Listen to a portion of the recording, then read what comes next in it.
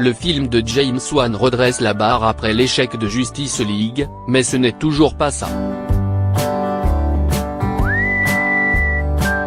Pendant que les fans de Marvel et de DC comptent les points, à chaque nouvelle sortie d'un film de super-héros on est tenté de se dire qu'il n'y a aucun vainqueur, et un seul perdant.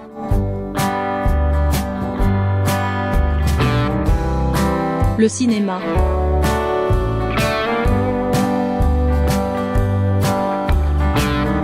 Avec Aquaman et le concours du charismatique Jason Momoa, James Wan a visiblement essayé de nous faire mentir, mais y est-il parvenu ?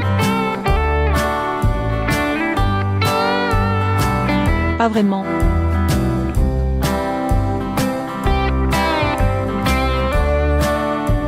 Cinéaste au talent certain, qui s'est habilement fait la main dans le cinéma d'horreur, Saw, Insidious, Conjuring, avant de faire une incursion dans la saga Fast and Furious, Wan tente ici beaucoup de choses. Profitant du fait qu'Aquaman est un personnage plutôt vierge au cinéma, et évoluant dans un univers aquatique forcément dépaysant. Le réalisateur né en Malaisie nous propose un film d'aventure riche en références, piochant ici dans Indiana Jones, les scènes de poursuite, Star Wars, le parcours initiatique, ou Avatar, le bestiaire sous-marin. Black Panther sous l'eau.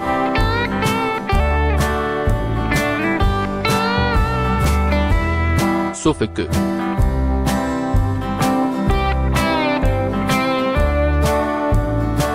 Malgré toutes ces belles velléités, Aquaman est sans cesse rattrapé par son statut. Son statut d'épisode de saga, son statut de film hollywoodien au cahier des charges aussi gros que son budget.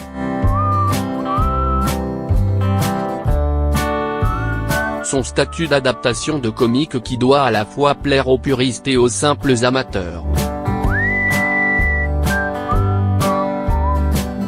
Le même casse-tête qui empêche quasiment tous les films de super-héros de la décennie écoulée d'être des films à part entière.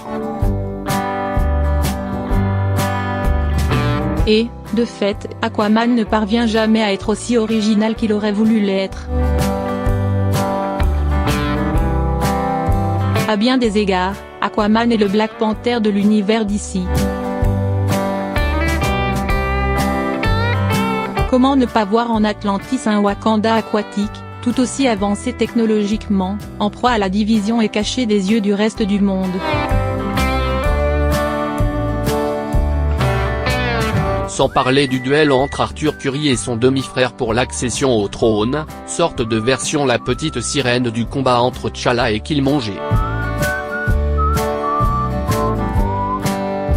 Le tout à la sauce Wonder Woman pour l'emprunt à la mythologie, les dieux grecs et les Amazones étant ici remplacés par l'Atlantide. C'est pas l'Aquaman qui prend la mer, c'est la mer qui prend l'Aquaman.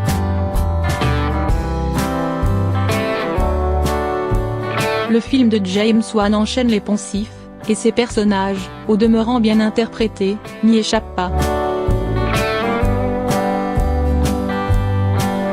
Toutes les figures les plus éprouvées sont là.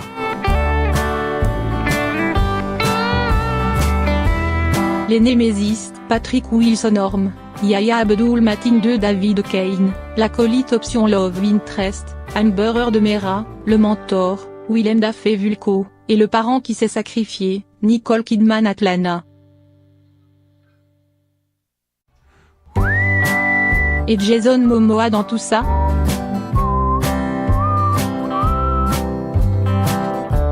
Il endosse lui le rôle du héros contraint, qui veut échapper à son destin mais finira évidemment par l'épouser parce que sinon il n'y a plus de film. C'est pas l'Aquaman qui prend la mer, c'est la mer qui prend l'Aquaman.